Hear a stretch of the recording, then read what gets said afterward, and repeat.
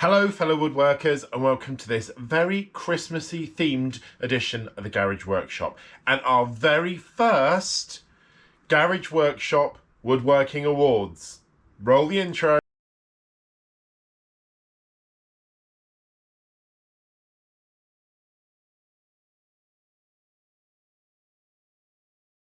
So as you will have seen, if you are a subscriber or if you've watched some of the Garage Workshop channels, over the course of the year, there's a lot of different tools that I've used. There's been hand tools, there's been power tools, I've done tool reviews, lots and lots of different things have shown up in the Garage Workshop. And I was thinking it would be a really good video to explain to you and show you what I think have been the best tools in a range of different categories. Now, I will start by saying this is not like last week's video, I think, or the video the week before.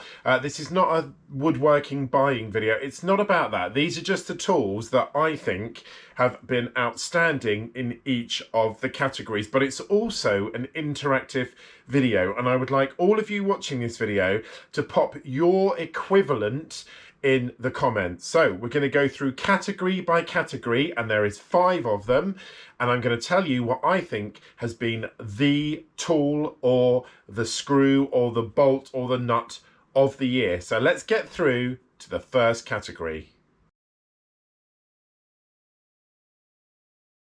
So my hand tool of the year is not something I think you would expect. It's something that is featured in a large number of my videos. It's also one of the most inexpensive tools that I bought. And it's one where I bought it and I thought, is that going to be any good? And I sort of took a bit of a risk on it. And I'm so glad I did, because it's absolutely brilliant. And it is this. It is the Parkside Japanese, they're a version of a Japanese pull saw. Now, what I like about this tool is, most importantly, it's really well balanced, it's really well made, but the blade is very, very flexible. Now, I'm sure lots of you have got pull saws like this, and I've actually got 3 of them. This one is the one that I use the most because of the flexibility of the blade. The others, quite rightly, depends on what you're sawing, but the others are quite sort of hard and quite firm, and I find with them sometimes I actually catch the material that I'm cutting. But with this Parkside Flexi pull saw, I've never ever had that same problem. It's featured in loads and loads of videos, and I use it all the time. Now, I do have to say, obviously being more flexible, it's not always as easy to control, certainly as my more stiff pull saws. But if you don't have a pull saw in your collection, then obviously this might be a nice entry-level thing for you to buy. But for me, that was a really, really handy tool that I used in lots of my videos. So the hand tool of the year for me is the Parkside Flexi pull saw. Okay, so in this category, I have gone for the best accessory tool. Now, I better explain what I mean by that, because obviously my logic is probably different to everybody else's. So for me, this is a tool that either connects to, attaches to, or is part of something else. So it's not something that would necessarily work independently. It's something that maybe would rely on something else to work. And the tool that I have picked for this is the Silverline brad nailer. Now, you would have seen this recently in my video where I made the tool crate, the Christmas present tool crate, and again I'll put a link in the description to that. But this Silverline brad nailer is really, really good. Now, it's very cheap. When I bought it, I want to say they have gone up in price, but I want to say I paid something like £23, maybe £24 for it. It's extremely well made for a sort of entry-level basic air compressor attachment. Now, I have used a few other brad nailers attached to air compressors that are much more expensive, and this one, for me, does most of what they do at a much more cost-effective price. It has all the sort of attributes, you know, the accessories, the pet that any other thing, any other more expensive one would have. It's very, very well made. It's got a nice rubber grip, quite a solid body, and it's not made of plastic, which I know a lot of entry-level tools are. So for me, that is the hands-down winner of the best tool accessory for 2023.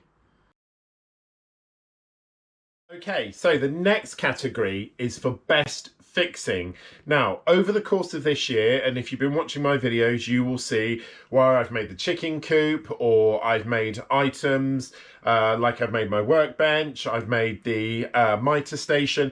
I've made lots and lots of things over the course of the year that have required fixings, and hands down for me, the winner of the best fixing goes to Craig for this pack. Now, when I say this pack, what I'm really referring to is the pocket hole screws that are inside it. Now, as with many of you, I always look around for a cost-effective alternative to the main product, and I bought some pocket hole screws made by another manufacturer who I won't say, and I used them and they were okay, but I did find that the heads of the screws, the square heads on the pocket hole screws, had a tendency to not be very well made, and when you were tightening them up, sometimes they would slip or it would thread the head. Now, these Greg ones are absolutely amazing. They are much, much tougher.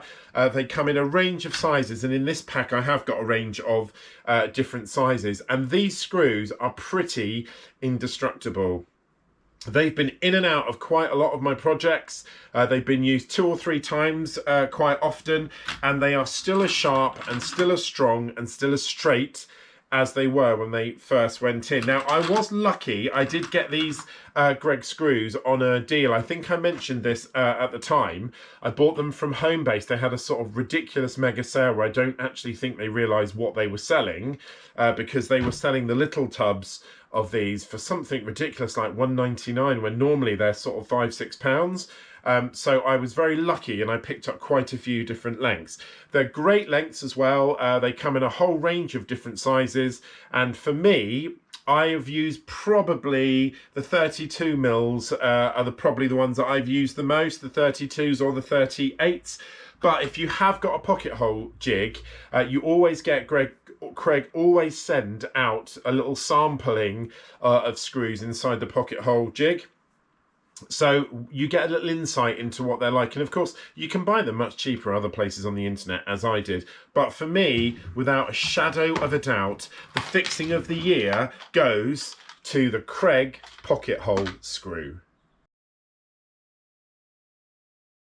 Okay, so the next category is the best surprise tool, and for me this is a tool that has completely outperformed other tools and actually outperformed my expectations. Now, earlier in the year I was very lucky to have a video, again link in the description, a tie-in video with Evolution power tools, and Tom at the team sent me a really fantastic product, which is this, the Evolution R185 CCSX circular saw. Now, it came with a rail, and again I'll put the link in the description for the product review of this. Now, this I was not expecting to perform as well as it did, because it's a circular saw. It's not a plunge saw, it's a circular saw, but the quality of cut, even with the stock blade that came with it, which is a really good blade, don't get me wrong, but my other plunge saw, I've got a Parkside one, which is also fantastic,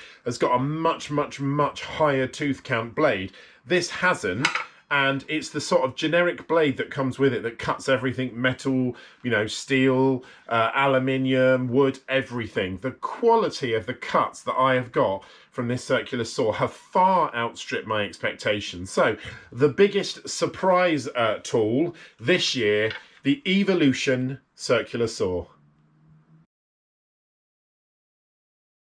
Okay, so we're on to the last main category now, which is the best overall tool. And I'm wondering if you are a regular viewer of the Garage Workshop, whether you've worked out what tool I'm going to go for as the best overall tool. Now, it's not here.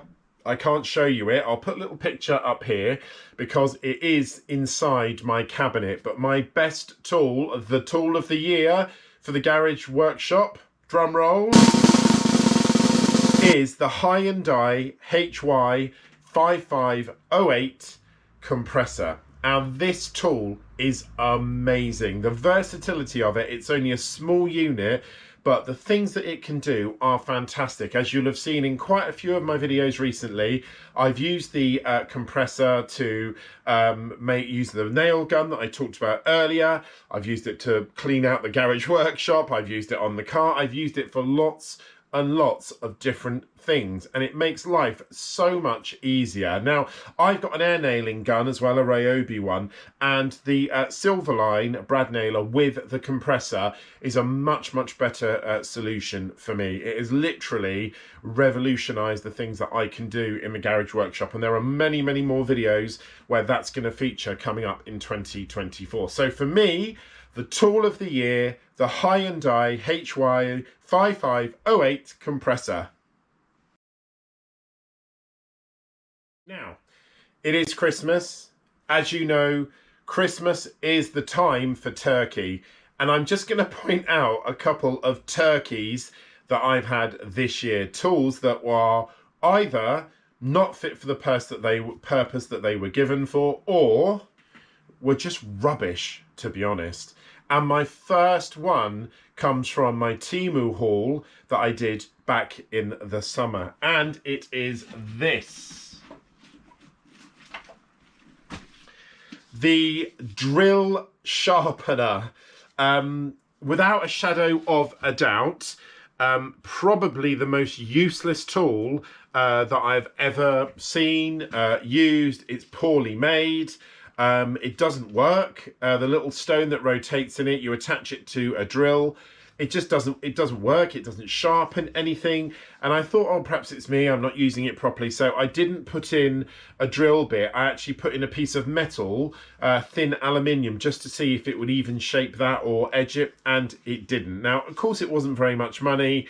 And I'm not sure if a thing like this was ever going to work, but what an absolute turkey. That's a stinker of a tool, and definitely not one that I would ever recommend you buying. So my first turkey of 2023 is this drill bit sharpener. Now, the next turkey also came in that Temu haul, and I was really disappointed with this because I was hoping that this would turn out to be good at least, and something that I could use in the garage workshop, because I do need one. And it is this hacksaw stroke saw stroke coping saw, whatever you call it, saw.